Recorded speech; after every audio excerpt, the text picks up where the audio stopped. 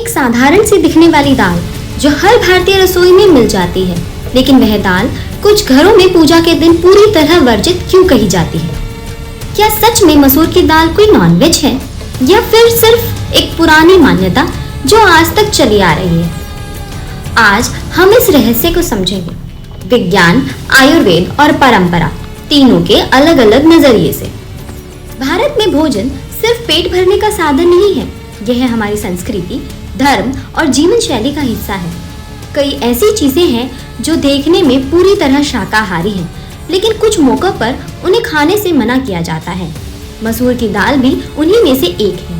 कई लोग कहते हैं इसे मत खाओ, ये नॉनवेज जैसी है, लेकिन सवाल ये है, क्या सच में इसमें कुछ ऐसा है जो इसे मांसाहारी बनाता है या इसके पीछे कोई गहरी सोच छुपी हुई है?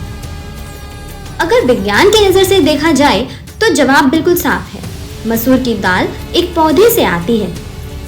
इसमें किसी भी प्रकार का एनिमल टिश्यू या मांस नहीं होता, यानी वैज्ञानिक रूप से यह 100% शाकाहारी है।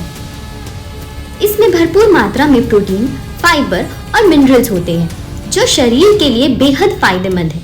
तो फिर सवाल उठता है, अगर यह पूरी तरह वेजिटेरियन है तो इसे लेकर इतना भ्रम क्यों?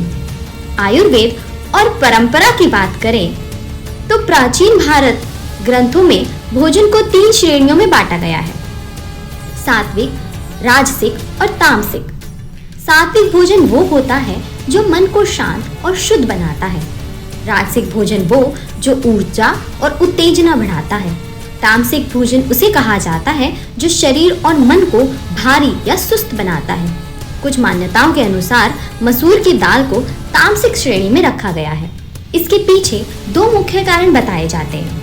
पहला, इसका लाल रंग जिसे रक्त का प्रतीक माना गया, और दूसरा इसकी प्रकृति जिसे थोड़ा भारी और सुस्त करने वाला माना गया है। इसी वजह से धार्मिक कार्यों, पूजा और व्रत के दौरान इसे खाने से मनाही है। ध्यान देने वाली बात यह है कि यह नियम शुद्धता और मानसिक स्थिति से जुड़ा है, ना कि इसे मांसाहारी मानने से। अब पूरी तस्वीर साफ होती है। विज्ञान कहता है मसूर की दाल पूरी तरह शाकाहारी है। परंपराएं कहती हैं कुछ खास मौकों पर इसे खाने से बचना चाहिए। तो नॉनवेज कहने का क्या मतलब? असल में यह शब्द यहाँ गलत तरीके से इस्तेमाल किया जाता है। सही बात यह है कि यह एक तामसिक भोजन माना गया है, ना कि मांसाहारी। लेकिन समय के साथ लोगों ने इसे सरल तरीके से समझने के लिए नॉनवेज जैसे शब्द का इस्तेमाल करना शुरू किया, और यही बात धीरे धीरे एक भ्रम बन गई। तो अब जब भी आप सुने कि मसूर की दाल नॉनवेज है तो याद रखिए, यह वैज्ञानिक सच्चाई नहीं बल्कि परंपरागत मान्यता है। परंपरा के पीछे एक कारण होता है, लेकिन उसे समझना उतना ही जरूरी है। ज्ञान वही है जो सवाल पूछने और जवाब ढूंढने से मिलता है।